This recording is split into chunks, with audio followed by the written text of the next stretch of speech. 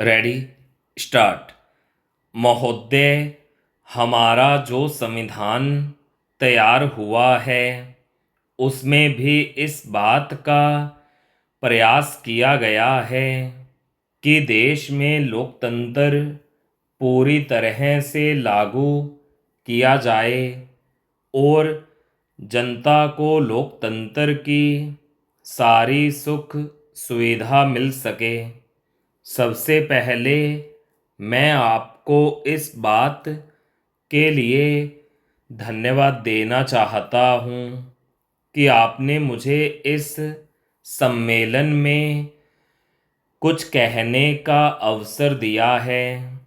आपके सामने जो विषय आएंगे वे इतने महत्व के हैं कि प्रत्येक हिंदुस्तानी, चाहे वह किसी भी काम में लगा हो, उन पर कुछ न कुछ ध्यान अवश्य देता होगा।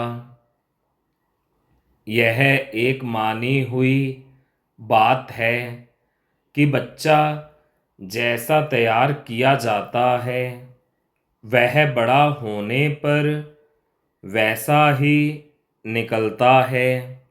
शिक्षा का काम यही है कि उसको अच्छी तरह से सुलझे तरीके पर तैयार करे और उसको इस योग्य बनाए कि उसे जिस किसी काम में लगाया जाए वह उस काम को कुशलता और सफलता के साथ पूरा कर सके।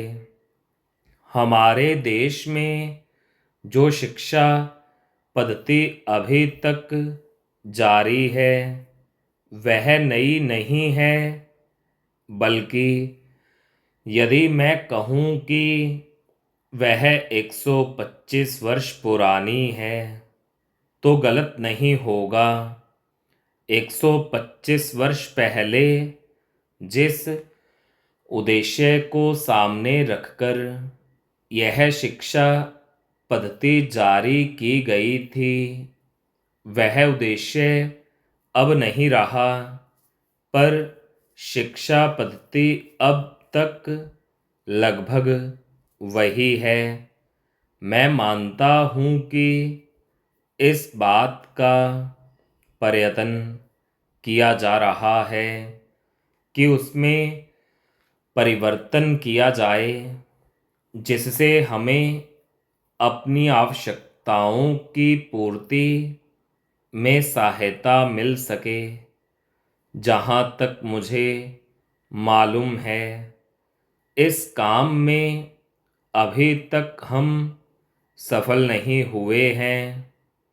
मैं तो शायद यह भी कह सकता हूँ कि उस शिक्षा पद्धति को बदलने में जो प्रयास किया जाना चाहिए था वह अभी तक नहीं किया गया है।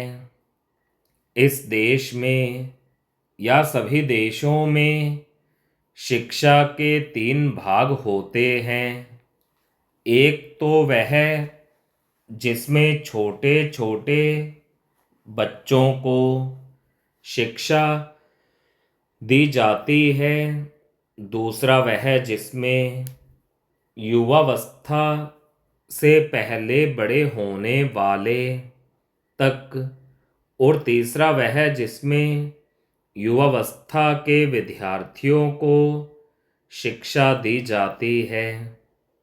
इन तीनों भागों की शिक्षा पद्धतियाँ अलग अलग हैं, परंतु वे एक दूसरे से मिलती जुलती हैं और एक से दूसरे में जाने में कोई कठिनाई नहीं होनी चाहिए। इसलिए यदि हम अपने देश की शिक्षा में सुधार चाहते हैं तो सबसे अधिक आवश्यकता यह है कि सर्वप्रथम प्राथमिक शिक्षा में, उसके बाद माध्यमिक शिक्षा और फिर विश्वविद्यालय शिक्षा में सुधार किया जाना चाहिए था। स्टॉप।